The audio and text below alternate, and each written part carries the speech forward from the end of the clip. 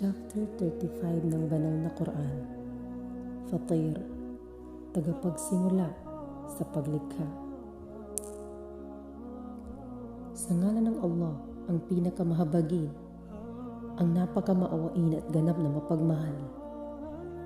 Ang ganap na papuri at pasasalamat ay pagmamay-ari lamang ng Allah na nagpanimula ng paglikha ng mga kalangitan at kalupaan, na siya ang nagbukod tanging nito at ginawa niya ang kalupaan at ginawa niya ang mga anghel bilang mga sugo tungo sa sinuman na kanyang nais mula sa kanyang mga alipin at sa anuman na kanyang nais na pag-uutos at pagbabawal.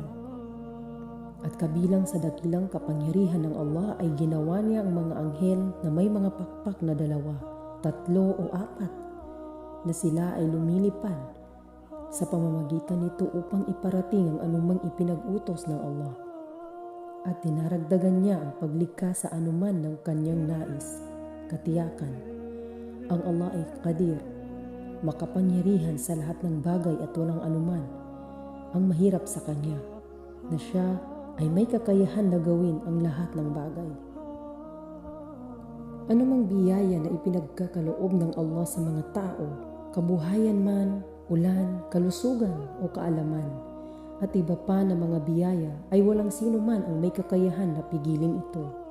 At sino man ang pinigilan ng Allah sa kanya ang mga ganitong bagay ay walang sino man ang may kakayahan na maipagkaloob ito sa kanya pagkatapos niya, dalhin siya ay Al-Aziz, ang kataas-taasan at punong-puno ng karangalan na ganap na makapangyarihan sa pagtatanggal niya ng lahat ng bagay. Na Al-Hakim, ganap na maalam na ipinadala niya ang kanyang biyaya at pinipigil niya ayon sa kanyang karunungan. O sangkatauhan, alalahanin ninyo ang biyaya ng Allah sa pamamagitan ng inyong mga puso, mga dila at mga katawan, at walang sino man na lumikha sa inyo bukod sa Allah na nagkakaloob sa inyo ng biyaya mula sa kalangitan sa pamamagitan ng ulan at mula sa kalupaan sa pamamagitan ng tubig at minahan at iba pa. La ilaha illa huwa, walang sino man ang may karapatan at karapat-dapat na sambahin bukod sa Kanya, na bukod tangi at walang katambal, na kung kaya, paano ninyo ibinabaling ang pagsamba mula sa Kanya patungo sa iba? At kung pinasinungalingan ka ng iyong sambayanan, O Muhammad, ay katiyakang pinasinungalingan din ang mga sugo na nauna sa iyo. At sa Allah, tutungo ang lahat ng bagay sa kabilang buhay at tutumbasan niya ang bawat isa sa anumang karapat-dapat para sa Kanya. At ito, sa talatang ito, ay pampalubag loob sa sugo ng Allah. O sangkatauhan, katiyakan ang pangako ng Allah na pagkabuhay na muli, gantimpala at parusa ay makatotohanan, na kung kaya, huwag hayaang malinlang kayo ng makamundong buhay na mga pagnanasa nito, at huwag hayaang malinlang kayo ng pinakapinuno ng tagapaglinlang na si Shaitan, hingil sa Allah. Katiyakan, si Shaitan ay kalaban ng mga angkan ni Adam, na kung kaya, itinuring ninyo siyang kalaban. Ituring ninyo siyang kalaban at huwag pakasusundin dahil walang pag-aalinlangan. Hinihikayatin niya ang kanyang mga tagasunod tungo sa pagkaligaw upang sila ay maging kabilang sa mapupunta sa naglalagablag na apoy ng impyerno. Ang mga yaong tinanggihan ang kaisahan ng Allah at ang anumang daladala ng kanyang mga sugo ay para sa kanila ang matinding parusa sa kabilang buhay. At ang mga yaong naniwala sa Allah, sa kanyang mga sugo at gumawa ng mga kabutihan para sa kanila ay kapatawaran sa kanilang mga kasalanan at dakilang gantimpala, na ito ay ang Al-Jannah, hardin. Siya ba kung gayon na ginawa ni Shaitan na kaiga-igaya sa kanyang pananaw ang masamang gawain, paglabag sa Allah, di paniniwala at pagsamba ng iba bukod sa Allah na mga Diyos-Diyosan at mga ribulto, at itinuring niya na ito ay kabutihan para sa Kanya. Ay magiging katulad ba siya ng sino mang ginabayan ng Allah at nakikita niya na mabuti ang anumang kabutihan at masama ang anumang kasamaan?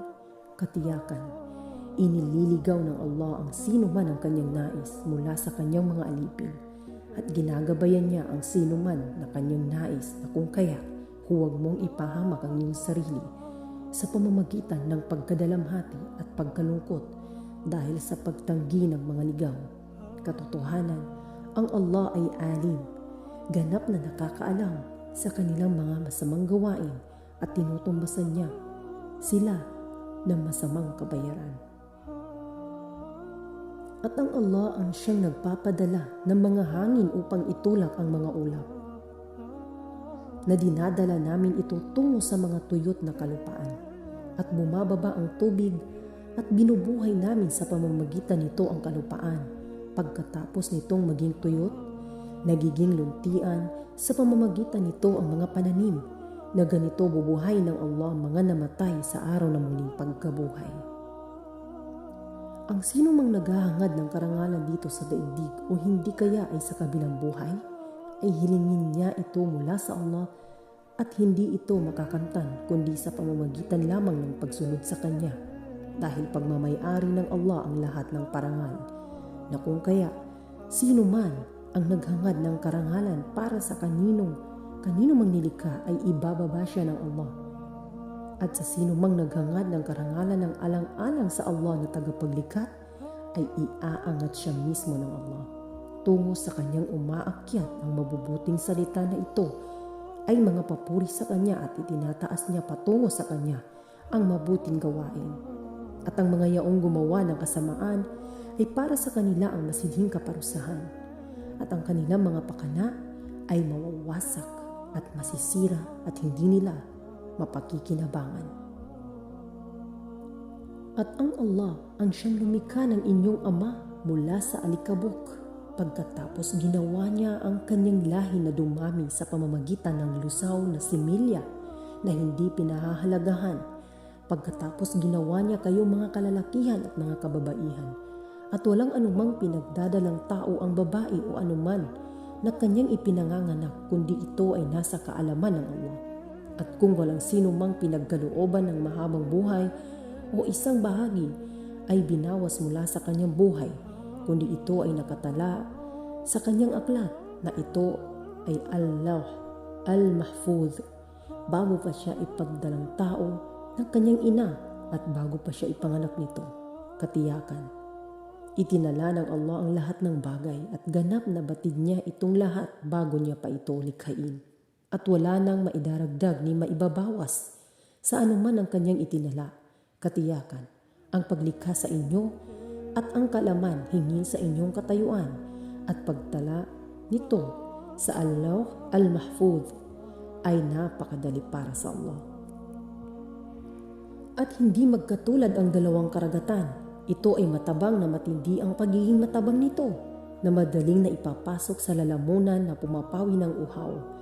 At ang isa naman ay maalat na matindi ang pagkaalat nito. At mula sa dalawang uri ng tubig na ito ay nakakakain kayo ng isda na sariwang laman na malambot na masarap ang lasa. At nakukuha ninyo mula rito ang mga palamuti na tulad ng perlas, mga corals at iba pa na ginagamit ninyo bilang palamuti. At nakikita ninyo ang mga sasakyang pantubig dito naglalayag upang marating ninyo sa pamamagitan ng kagandahang loob ng Allah ang inyong mga gawain, pangangalakal at iba pa. Dito sa talatang ito ang patunay sa kakayahan ng Allah at ng kanyang kaisahan upang kayo ay tatanaw ng utang na loob sa Allah sa kanyang biyaya na ipinagkaloob sa inyo. At ang Allah ay nagpapapasok ng panahon mula sa mga bahagi o oras ng gabi sa araw at nagdaragdagan ang haba ng araw batay sa kung gaano karami ang nabawas sa bahagi ng gabi. At ganoon din bilang kabaliktaran nito na siya ay nagpapapasok sa panahon mula sa mga bahagi o oras ng araw sa gabi at nadaragdagan ang haba ng gabi batay sa kung gaano karami ang nababawas sa bahagi ng araw. At ginawa niya na madali ang kapakinabangan sa araw at buwan, na ito ay umiinog batay sa itinakdang panahon, at ang pagtatakbo nitong lahat ay ang Allah, ang inyong Rab na tagapaglikha na nagmamay-ari ng lahat. Subalit ang inyong mga sinasamba bukod sa Kanya ay wala silang pagmamay-ari sa kahit na kasing laki ng kitmir. Isang manipis na balat na kulay puti na nakabalot sa buto ng tamar, datiles o dates. Kapag pinanalalanginan ninyo o kayong mga tao ang sinasamba na ito bukod sa Allah, ay hindi nila maririnig ang inyong panalangin. At kahit na marinig pa nila, ay wala rin silang may tutugon sa inyo. At sa araw ng muling pagkabuhay, ay itatanggi nila kayo at walang sino man ang makapagpapahayag nito sa iyo, O Muhammad, na mas higit pa sa katotohanan na inilahad sa iyo ng Allah na khabir, ganap ang kanyang galingan na nakababatid ng lahat ng pinakadalubhasa. O sangkatauhan, kayo ang siyang nangangailangan sa Allah sa lahat ng pagkakataon at kailanman ay hindi mawawala ang iyong pangangailangan sa Allah ng kahit na isang kurap ng mata. Siya ay Al-Ghani, ang malaya sa anumang pangangailangan at walang pangangailangan na kahit na anumang bagay mula sa kanyang mga nilikha. Ang Al-Hamid, karapat-dapat sa lahat ng papuri na pinupuri sa kanyang sarili, sa kanyang mga pangalan at mga katangian, sa lahat ng pagkakataon. Kung ninanais ng Allah ay wawasakin niya kayong lahat o kayong mga tao at papalitan kayo ng ibang nilikha na mas mabuti kaysa sa inyo na tuwirang sumusunod sa Allah. At ang pagwasak sa inyo at ang paglikha ng ganito bukod sa inyo ay hindi mahirap sa Allah, kundi ito ay napakadali lamang. At hindi napapansin ng sinumang tao ang kasalanan ng iba, at kahit nahilingin pa ng sinumang tao na ipapasan sa iba ang kanyang mabigat na kasalanan, ay hindi siya makakatagpo ng kahit na sinumang papasan ng kanyang kasalanan, kahit na ang hihilingin pa niya ay ang kanyang sariling dugo na tulad ng kanyang ama, kapatid o mga katulad nila. Katiyakan, ang mababalaan mo lamang, O Muhammad, ay ang mga yaong natatakot ng palihim sa parusa ng kanilang Panginoon na tagapaglikha at isinasagawa nila ang sala ng ganap, at sinumang ang nililinis niya ang kanyang sarili mula sa kasalanan ng pagtambal at iba pa, ay sarili din lamang niya ang kanyang nililinis at siya mismo ang makikinabang nito. At sa Allah, patungo ang lahat ng kanyang mga nilikha at tutumbasan niya ang bawat isa ng anuman na karapat-dapat na para sa kanya. At hindi maaaring magkaparehas ang bulag sa din o relihiyon ng Allah at ang nakakakita ng daan ng katotohanan at ito ay ang kanyang sinusunod. At hindi maaaring makapantay ang kadiliman di paniniwala at ang liwanag ng paniniwala. Ganon din ang lilim at ang init ng araw. At hindi rin makapantay ang mga tao na buhay ang kanilang mga puso sa paniniwala at mga patay ang kanilang mga puso sa di paniniwala. Katiyakan, sasanhiin ng Allah na makarinig ang sinuman na kanyang nais na makarinig ng may pagkakaintindi at pagtanggap. At ikaw, O Muhammad sallallahu alaihi wasallam, ay hindi mo kayang parinigin ang mga nasa libingan at kung paano di nakakarinig ang mga namatay na nasa kanilang mga libingan, ay ganun din na hindi rin nakakarinig ang mga walang pananampalataya na namatay ang kanilang mga puso.